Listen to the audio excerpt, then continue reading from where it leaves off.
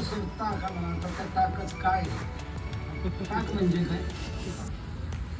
ताक म्हणजे काय सोप्या भाषेत सांगू ना ज्याच्यात काहीच ताकद राहिलेली नसते त्याचं नाव ताक